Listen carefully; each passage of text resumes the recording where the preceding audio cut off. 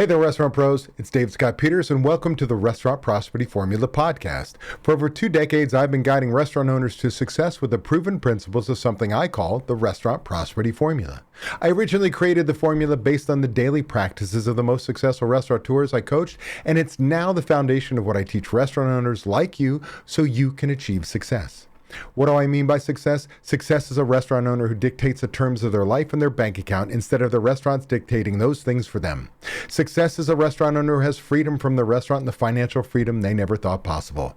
How you define success is up to you, but I do know the way to achieving it is using the Restaurant Prosperity Formula.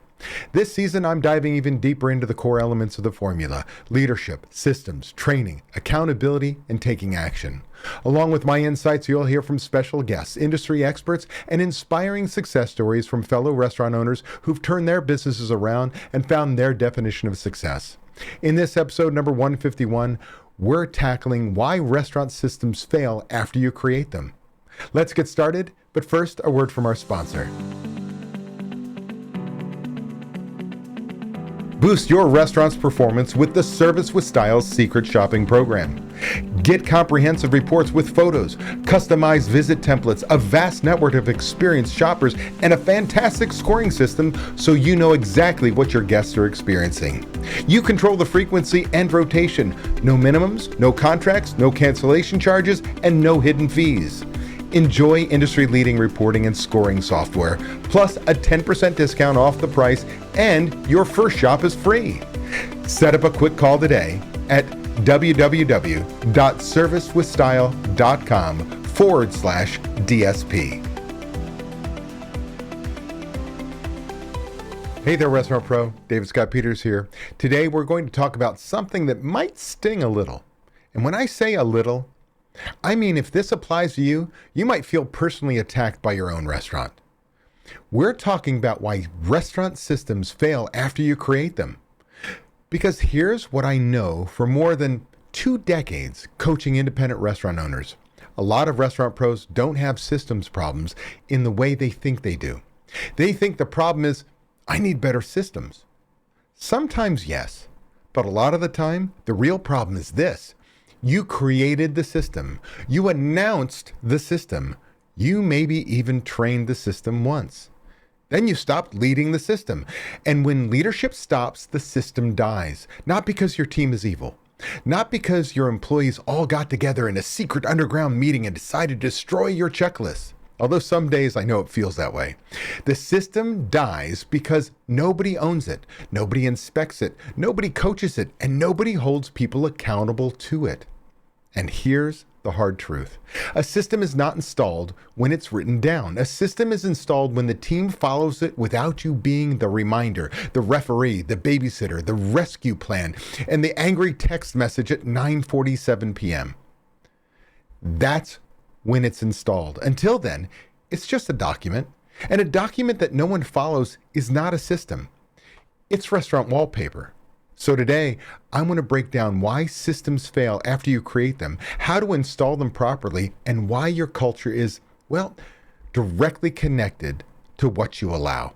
Because your restaurant culture is not what you say your standards are. Your culture is what your team learns they get away with. And if that one made you shift in your seat just a little bit, good. Stay with me. That's where the money is. Let me start with the mistake most restaurant pros make. They confuse announcing a system with installing a system. This happens all the time. You go to a seminar, you attend a coaching call, you hear me talk about checklists, budgets, recipe costing cards, waste trackers, key item trackers, manager logs, prep systems, scheduling systems, cash controls, invoice review, prime cost, whatever it is. And you think, that's it. That's what I need. So you go back to the restaurant all fired up. You create the checklist. You print the form. You put a binder together. You call a manager meeting. You say, starting Monday, this is how we're going to do it. Everybody nods. Somebody says, makes sense. Somebody else says, yeah, we really need this. And you leave the meeting thinking, great, we're finally getting organized. Then 2 weeks later, the checklist is half filled out. The waste log, well, it has blank lines. The key item tracker is You missed it for 3 days. The manager log says, good shift, which is about as useful as a screen door on a submarine. The prep list is being ignored. The opening checklist is signed, but the bathroom looks like a raccoon hosted a birthday party in there. And now you're frustrated. So you say, my team won't follow systems. Maybe. But let me ask you this. Did you install the system or did you announce it? Because those are not the same thing. Announcing a system is telling people what you want. Installing a system is making sure they know why it matters, how to do it, who owns it, when it gets done, how it gets inspected, and what happens when it's missed, and what the consequence is when somebody refuses to follow it. That's leadership. That's the part most restaurant pros skip, not because they're lazy, because they're busy. They're reacting all day. Vendors, schedules, call-outs, equipment problems, guest complaints. Managers should know better, but somehow need help making a decision about napkins. And in the middle of all that chaos, it's very tempting to think, I told them what to do. They should just do it. I get it, but that's not how behavior changes, especially in a restaurant. Restaurants are high-pressure, fast-moving environments. People fall back into old habits unless the new habit is led, reinforced, coached, and protected. That's the part I want you to hear. Systems don't become culture because you created them. Systems become culture because you protect them. Before I give you a couple of real coaching examples, I want to be very clear about something. When I share examples from members I coached, I'm not sharing them to make anybody look bad. Quite the opposite. The restaurant pros I'm talking about are leaders. They're in the work. They're asking better questions. They're telling the truth about what's happening in their restaurants. They're willing to look at the uncomfortable stuff most people avoid, and that's why they make progress. So when I mention Courtney and Shayna in this episode, understand this. I admire them. They are doing what leaders do. They are not pretending everything is perfect. They're identifying the gaps, taking ownership, and making changes that will make their restaurant stronger. That's the work. That's what leadership actually looks like. Here's a real example from a coaching call with Courtney. Courtney was working on the waste tracker and the key item tracker, and the issue was not that the tools were complicated. The point made on the call was simple. The waste tracker is just a sheet. The hard part is getting people to actually use it every day. Courtney even admitted she caught herself throwing away a bag of cilantro without thinking about it. That's leadership, by the way. Not the cilantro. Let's not get carried away and build a statue. The leadership is catching yourself in an old habit and being honest enough to say, I did the exact same thing I'm trying to train my team not to do. That is the real world. It's not that people are evil. It's the old habits are powerful. The old habit is throw it away and move on. So the coaching was, before anything goes in the trash, it gets tracked. The waste tracker is not there to shame people over a tomato. It's there to identify repeated problems in the kitchen and put a dollar value on what's being wasted so the team can actually feel the cost. That is the difference between a tool and a behavior. The tool is the sheet. The behavior is stopping before it hits the trash, writing it down, reviewing it daily, and asking, what caused this? And what are we changing because of it? That's when the waste tracker becomes a system. Now, let's talk about why systems actually fail. There are usually 7 reasons. Number 1, the expectation was unclear. You thought you were clear because it was clear in your head. Dangerous assumption. Restaurant pros do this all the time. They say, make sure the dining room is ready. What does that mean? Ready according to whom? Ready means different things to different people. To one person, ready means the tables are wiped.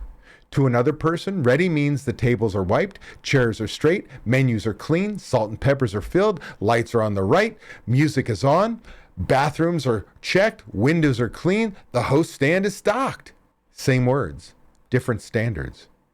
That's where systems matter. A checklist defines what done looks like. Not kind of done. Not I thought it was done. Done. Because in restaurants, ambiguity is expensive. If your team doesn't know what done right looks like, they'll create their own version. And their version might be cheaper, faster, sloppier, and completely disconnected from your standard. That's not because they're bad people. It's because you left room for interpretation. And interpretation is where consistency goes to die. Number 2, the training was too fast. A lot of restaurant pros train like this. Here's the form. Fill it out every night. Got it? That is not training. That's a drive-by instruction. Training means explaining the purpose, showing the purpose, demonstrating the standard, watching them do it, correcting the misses, and making sure they can repeat it without you. Let's use the waste tracker. If all you say is, write down waste, don't be shocked when the sheet turns into garbage data. No pun intended. Okay, maybe a little intended. You have to train what counts as waste. Burned food, over-prepped food, spoiled product, remakes, incorrect orders, dropped product, over-portioning, food sent out wrong, food made too early, food thrown away because pars were wrong. Then you have to train why it matters. The waste tracker is not paperwork.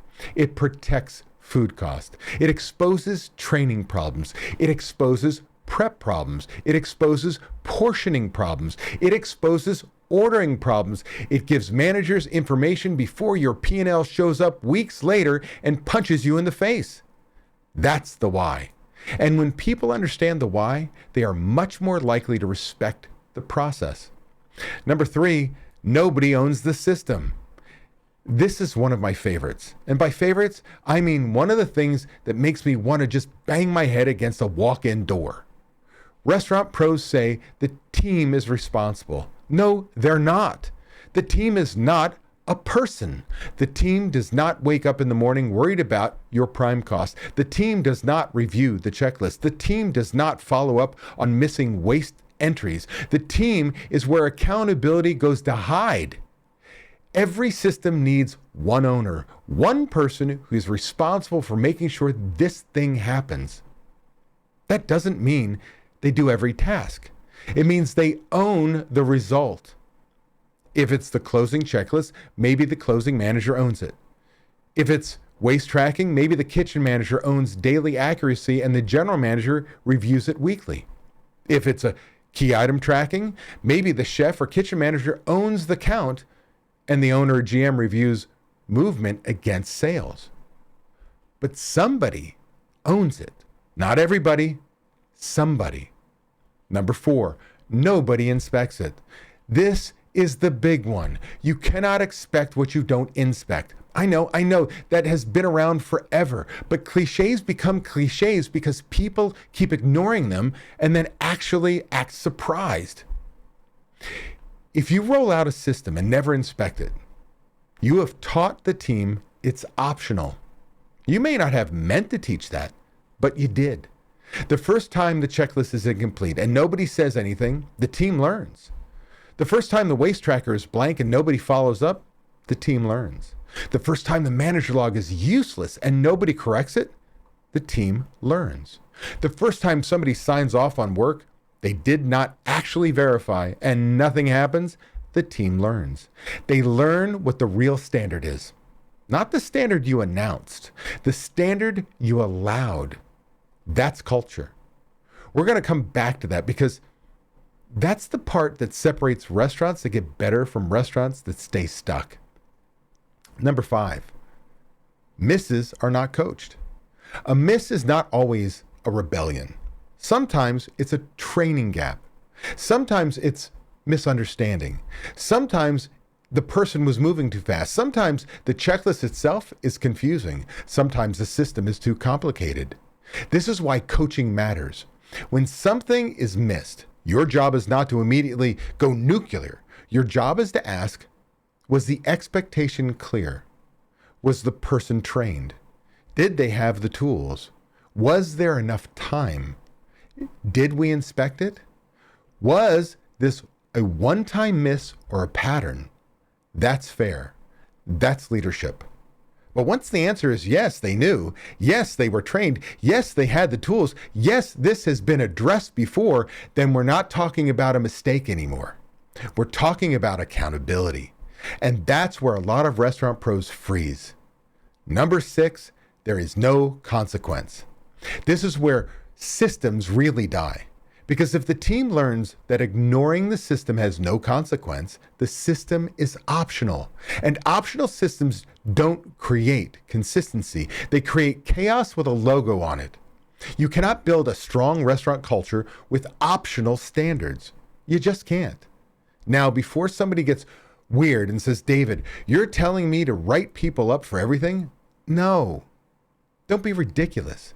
I'm telling you to be clear, fair, consistent, and serious. There's a progression. Clarify, train, inspect, coach, document, decide. We'll break that down in a minute. But the big idea is this. Accountability has to have teeth eventually.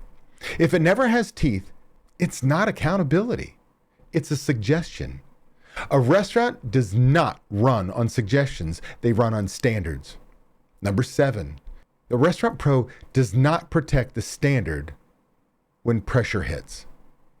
This one hurts because it usually happens when you're short-staffed or maybe busy or afraid to lose someone, or you have that one employee who is great at part of the job but toxic everywhere else. Maybe they're fast on the line but ignore every prep system. Maybe they're charming with the guests but poison to the team. Maybe they've been with you forever so they act like the rules are for somebody else. And because you're afraid to lose them, you let it slide once, then twice, then consistently. And now the whole team knows. That person doesn't have to follow the system. That person can roll their eyes. That person they can skip the checklist. That person can blow off the waste tracker. That person can ignore the manager and nothing happens. Congratulations. You didn't avoid conflict, you just moved it. You moved it to your good employees. You moved it to your managers. You moved it to your guests. You moved it to your food cost. You moved it to your labor cost. You moved it to your culture. You moved it to your bank account. And eventually that bill comes due.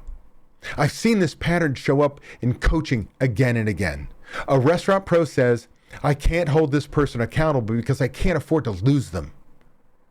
But the better question is, what is it costing you to keep them? On a budget call, Shayna talked about letting a general manager stay in place too long. Her words were basically, I let her last for 2 years, 2 years too many. And I want to say this clearly. Shayna is not an example of failure. Shayna is an example of courage. She was willing to say out loud what a lot of restaurant pros only think privately. That level of honesty matters because plenty of restaurant pros keep the wrong person too long and then dress it up with excuses. I'm too busy to replace them. They know the restaurant. The team likes them. I can't afford to lose them. They're not that bad. Come on. The last one is usually the restaurant version of duct tape on a leaking water heater. Shayna was doing the better thing. She was looking directly at the decision and learning from it. That's leadership. And that's what happens when you tolerate the wrong person too long. You don't just lose time, you lose trust in the position. You lose confidence in your own hiring. You start building the restaurant around fear instead of standards. And that's how one bad leadership decision keeps charging interest long after the person is gone. Now, let's go into the practical side. How do you actually install a system so it sticks? I want to give you what I call the installation loop. It's simple, not easy, simple. There are 7 parts. Choose it, define it, train it, assign it, inspect it, coach it, protect it. Now, Let's walk through each one. Step 1, choose it. Don't try to fix the entire restaurant in 1 week. That is not leadership. That's a panic attack with a printer. Pick one pressure point. One. Where is the restaurant bleeding right now? Is it food cost? Labor cost? Inconsistent opening? Bad closing? Prep chaos? Managers not communicating? Cash handling? Comps and voids? No sales? Scheduling? Side work? Late ticket times? Guest recovery? Pick one. And don't pick it because it annoys you. Pick it because fixing it would create measurable relief. Maybe it saves money. Maybe it saves time. Maybe it improves consistency. Maybe it protects the guest experience. Maybe it reduces your involvement. That's how you choose. Step 2, define it. You need to define what done right looks like. This is where most restaurant systems are too vague. Check the bathroom is vague. Every hour, check toilet paper, paper towels, soap, trash, floors, mirrors, toilets, smell, and overall cleanliness. Then initial the bathroom checklist is a system. Track waste is vague.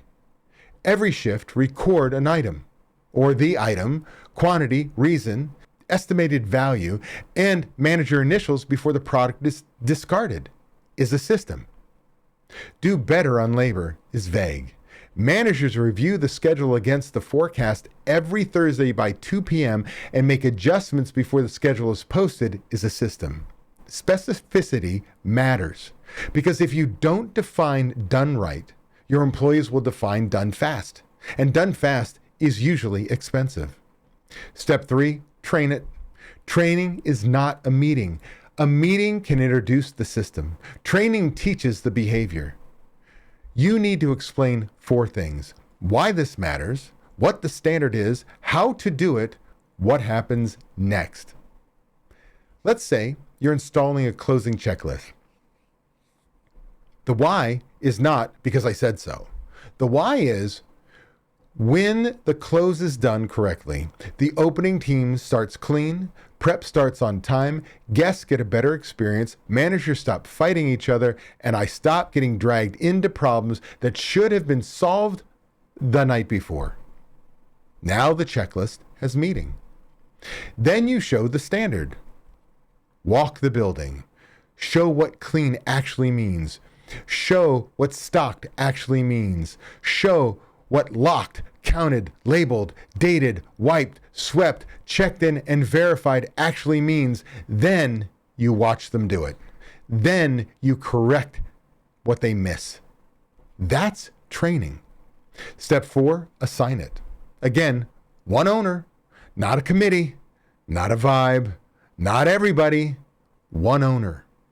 And make sure the owner has authority. Don't assign somebody responsibility for a system they cannot correct the people who are supposed to follow it. That's cruel. That's how you create frustrated managers. You say you're responsible for making sure the team follows the checklist. Then the manager corrects somebody. That person complains and you undermine the manager. Nope. If you assigned ownership, you must back that owner. That doesn't mean the manager gets to be a jerk. It means if a manager is enforcing a clear standard fairly, you support them. That's how managers become leaders. Step 5, inspect it. At first, inspection should be frequent, daily if needed, not forever. But at the beginning, yes, because new systems are fragile. They need attention. They need reinforcement. They need correction. If you install a waste tracker, review it daily for the first couple of weeks. Ask questions. Why was this wasted? Was this a prep issue? Was this a training issue? Was this an ordering issue? Was this portioning? Was this a mistake? What are we changing tomorrow because of what we learned today? That last question is the magic. What are we changing because of what we learned? Otherwise, tracking becomes paperwork, and paperwork without action is just a slower way to ignore reality. Step 6, coach it. When the system is missed, coach quickly. Don't wait 3 weeks and then explode. That's not leadership. That's emotional archaeology. You dig up old bones and act shocked when they smell bad. Coaching in the moment when possible. Keep it direct. Here's what was missed. Here's the standard. Here's why it matters. Here's what I need next time. That's it. No drama. No lecture series. No public humiliation. Just clear correction. And if the same thing keeps happening, now you move from coaching to documentation. Step 7, protect it. This is where culture is built. And this is where weak leadership gets exposed. You protect the system by refusing to let it become optional. You protect it when it's busy. You protect it when somebody is annoyed. You protect it when the long-term employee thinks they're above it. You protect it when the manager says, I didn't have time. You protect it when somebody says, we've never had to do this before. That one always makes me laugh. We never had to do this before, right? And how's that been working? You created a system because the old way created the current problem. The old way does not get veto power over the new standard. Now, let's spend some time on culture, because this is the part I want you to really sit with. Your culture reflects what you allow. Not what you say, not what you intended, not what you meant, what you allow. If you allow managers to ignore checklists, your culture is checklists are optional. If you allow cooks to skip waste tracking, your culture is food cost accountability is optional. If you allow servers to ignore side work, your culture is teamwork is optional. If you allow people to clock in late without consequences, your culture is time does not matter. If you allow managers to avoid hard conversations, your culture is avoidance. If you allow one toxic high performer to bully the team, your culture is fear. If you allow people to wing it, your culture is chaos. And here's what makes this so dangerous. Your best people are watching. Your best people are seeing everything. They see who follows the standards. They see who gets away with ignoring them. They see when managers correct one person but void another. They see when you talk tough in a meeting and then back down the first time somebody pushes back. They see when the person causing the most damage is protected because you're afraid to lose them. And eventually, your best people make a decision. They either lower their standards to match the room or they leave. That's culture damage. And once your good people stop believing the standards matter, you have a much bigger problem than incomplete checklists. You have a trust problem. You have a leadership problem. You have a restaurant that runs on personality, mood, memory, and who happens to be working that day. That's not a business. That is chaos with a menu. These examples matter because they're normal. Not because Courtney and Shayna are doing something wrong, because they're doing something right. They are exposing the places where old habits, unclear standards, weak follow through, and fear can creep into the restaurant. That's how you fix things. You can't lead what you refuse to look at. And you can't build a better culture while pretending the current one is fine. So when I use these examples, hear the respect in them. This is what strong restaurant pros do. They tell the truth. They take ownership. And they change the way the restaurant operates. That's the path. Now let's talk about the part nobody likes. Write-ups, documentation, corrective action, potentially losing somebody. This is where restaurant pros get nervous. They say, but David, what if I hold them accountable and they quit? Okay. What if you don't hold them accountable and your best people quit?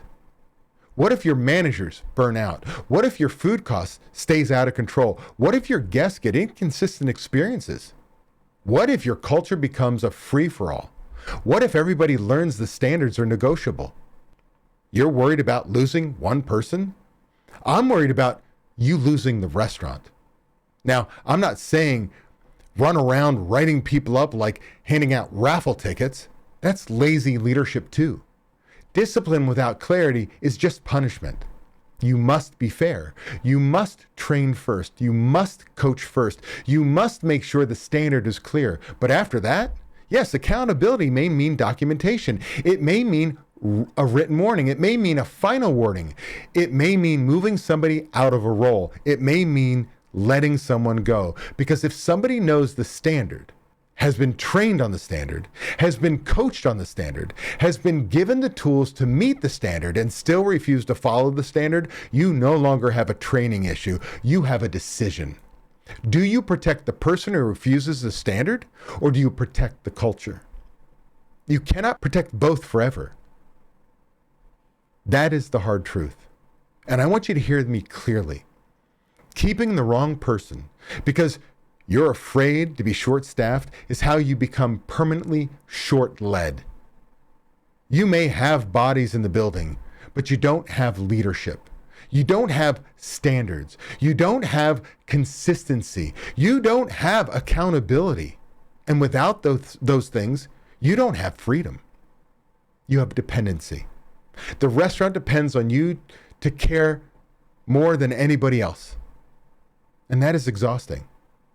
And it's not prosperity. Here's another real coaching example with Shayna. Again, I'm using Shayna because this is another strong example of somebody actually facing the operational reality, not theory, not someday we should tighten this up. The real stuff, waste, theft, food being made without accountability, and standards that need to be protected. Shayna had a waste log on the refrigerator, but it wasn't being used consistently. The coaching response was not, well, ask nicely again and hope everybody feels inspired. It was, in essence, if the chef is responsible for this and it's not happening, then it has to be a job performance issue. Every day the waste log needs to be done. If it's not done, that person is not doing the job.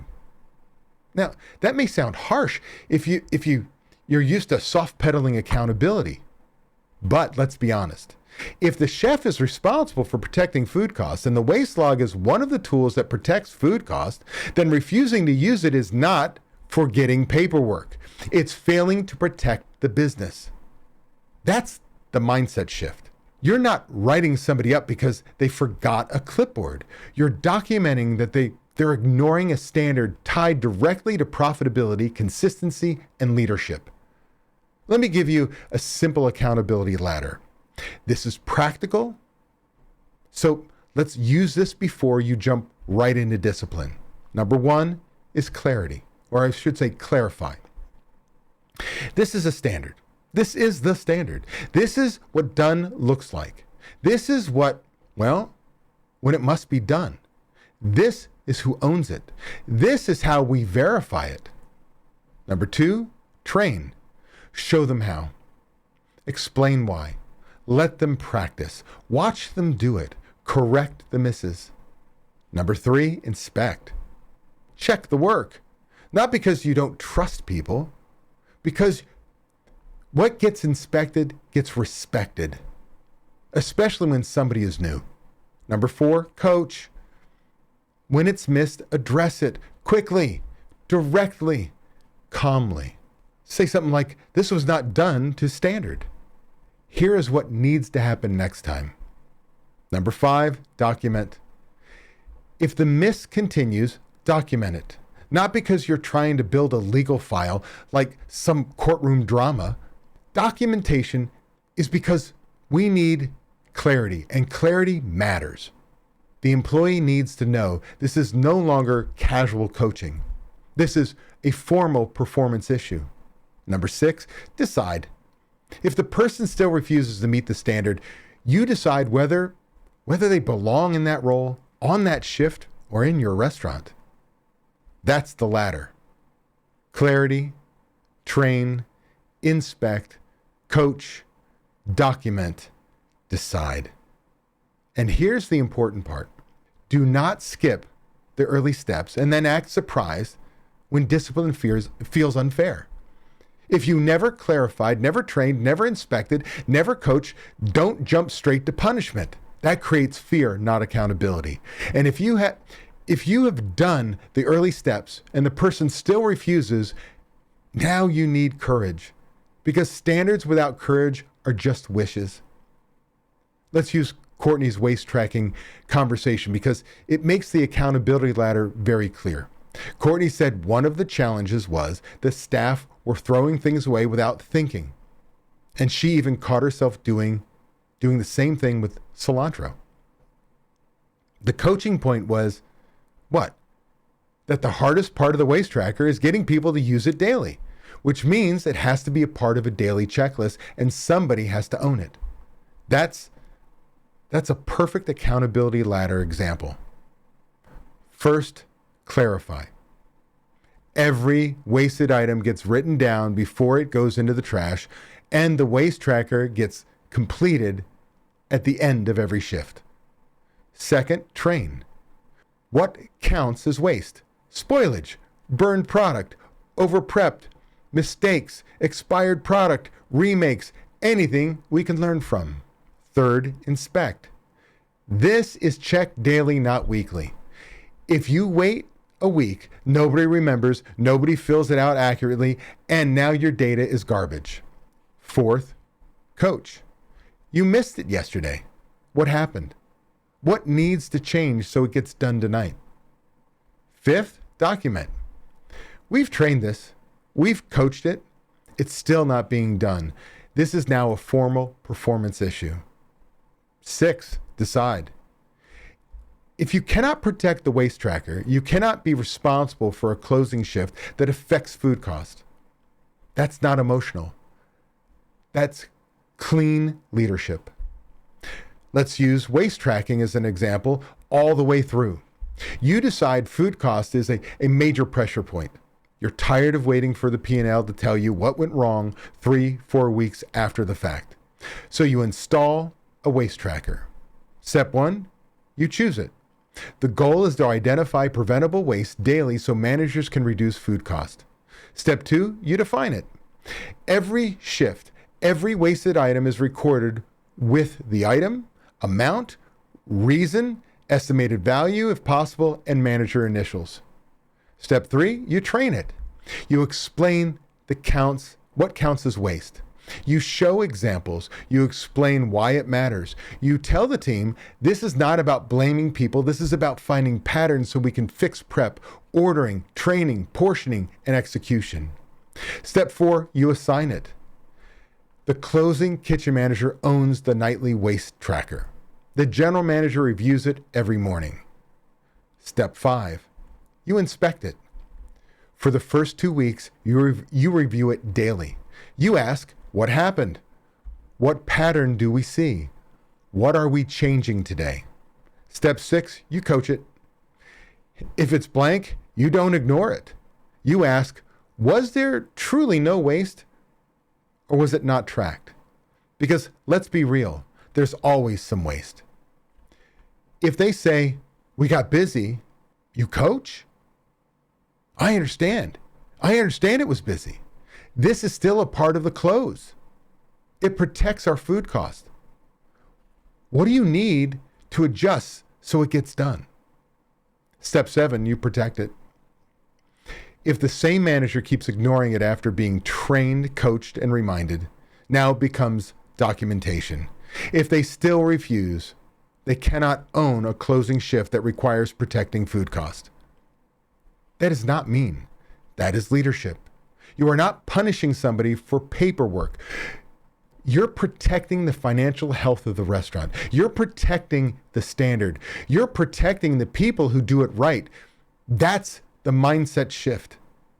Now, I want to talk directly to the restaurant pro who is thinking, this sounds like a lot. You're right. It is. Leadership is work, but chaos is more work. That's the choice. Installing systems takes effort up front. Living without systems takes effort forever. You either pay now with leadership, training, inspection, and accountability, Or you pay later with mistakes, stress, turnover, food costs, labor costs, guest complaints, manager burnout, and your own lack of freedom. There is no free option. There's only the cost you choose. And too many restaurant pros choose the cost of chaos because it feels easier in the moment. If it feels easier to let checklists slide, it feels easier to ignore the managers who didn't do the log. It feels easier to say, I'll deal with it later. It feels easier not to write someone up. It feels easier not to risk losing the person, but easier in the moment often becomes expensive over time. That's how restaurants get stuck.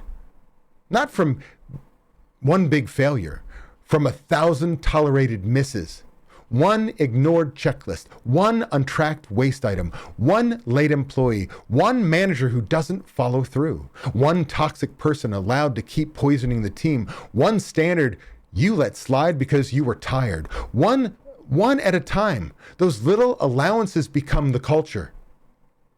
And then one day you wake up and say, why does nobody care as much as I do? Because you train them not to. That's hard to hear. But if you own it, you can change it. That's the good news.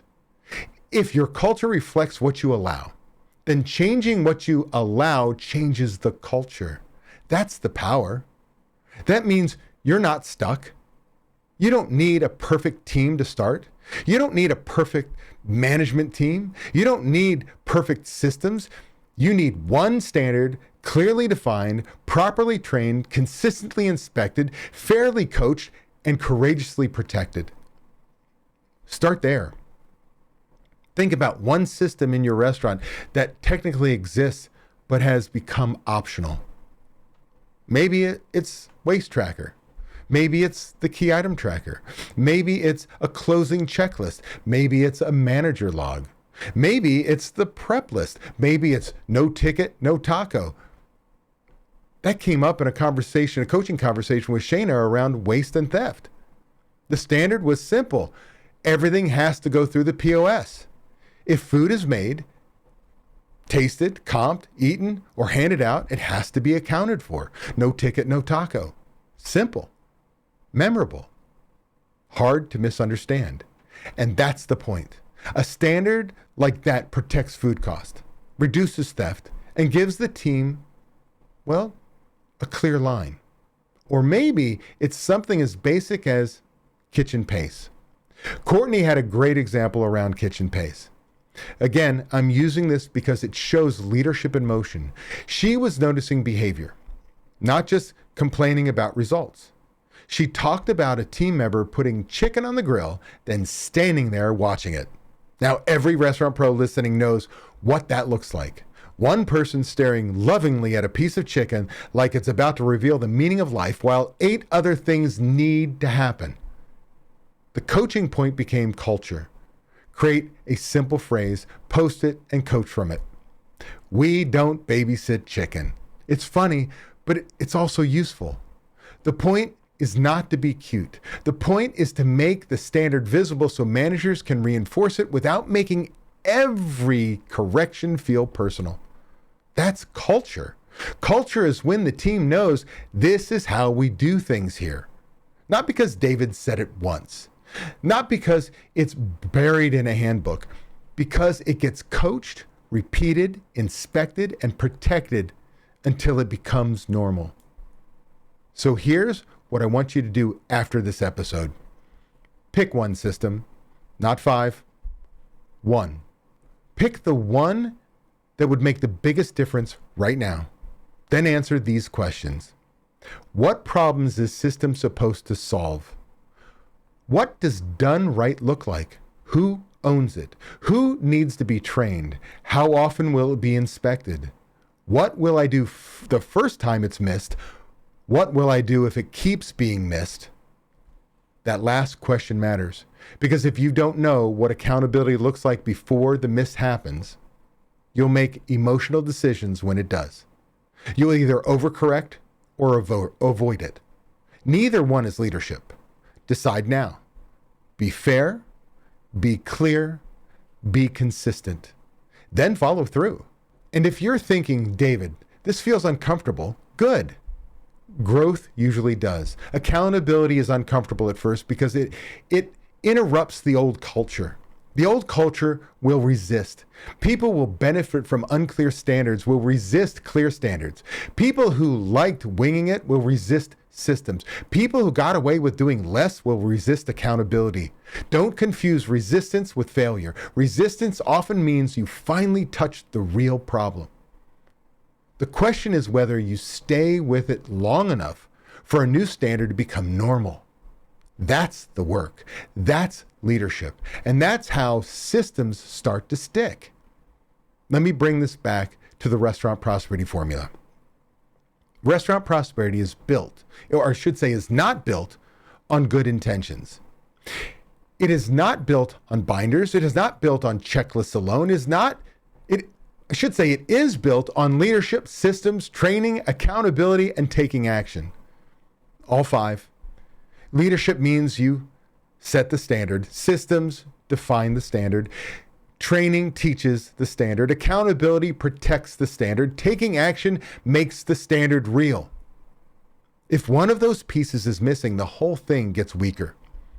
If you have systems without leadership, they get ignored. If you have training without accountability, people drift. If you have accountability without training, people resent you. If you have leadership without action, nothing changes. They all work together. That's why this matters so much. You are not installing a checklist. You are installing a way of operating your business. You are not installing a waste tracker. You're installing food cost awareness. You are not installing a manager log. You are installing communication. You're not installing side work. You're installing teamwork and respect for the next shift. You're not just fixing tasks. You are shaping culture. And culture is where your standards either live or die. On Courtney's call, the point was made that the waste tracker only works if it's used daily. If you put it up for a week and try to collect it once a week, people forget. The form becomes just a thing and the system dies. The fix was simple. Make it a part of the end of shift checklist and assign somebody to own it. That's accountability without drama. Not, I don't trust you. Not, you're in trouble. Just this matters, so we check it every day. Because if it matters to the business, it has to be visible. So let's land this plane. Why do restaurant systems fail after you create them? Because creating them is only the beginning. They fail when expectations are unclear. They fail when training is rushed. They fail when nobody owns them. They fail when nobody inspects them. They fail when misses are not coached. They fail when there are no consequences. They fail when you allow pressure, fear, and the wrong person to weaken the standard. And when that happens, your team learns. They learn what really matters. They learn what is optional. They learn who can ignore the rules. They learn whether your standards have weight. They learn whether you mean what you say. That becomes your culture.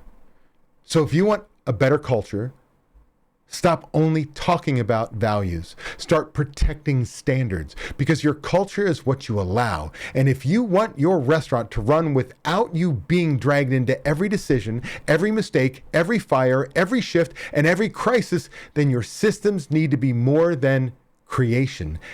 They need leadership. They need ownership. They need inspection. They need coaching. They need accountability. They need courage. That's how a system becomes behavior. That's how behavior becomes culture. That's how culture creates freedom. Restaurant prosperity is not built by winging it. It's built by doing the right things the right way, consistently, even when it's uncomfortable, especially when it's uncomfortable. So pick one system this week. Define it, train it, assign it, inspect it, coach it, protect it. And then watch what happens when your team realizes the standard is no longer a suggestion. I'm David Scott Peters. Go take action.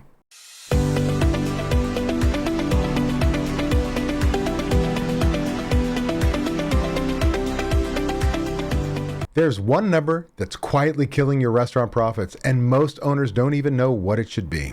It's your prime cost, and right now, most restaurants are running at least 15 points higher than they should be, which means you're working harder and making less than you deserve. If you're tired of being stuck in your restaurant, tired of inconsistent or non-existent profits, then it's time to find out what's really going on. I invite you to book a free 30-minute restaurant profit finder call with my team, where you'll uncover exactly what's eating your profits and what it's costing you every single month. Just click the link in the description to get started.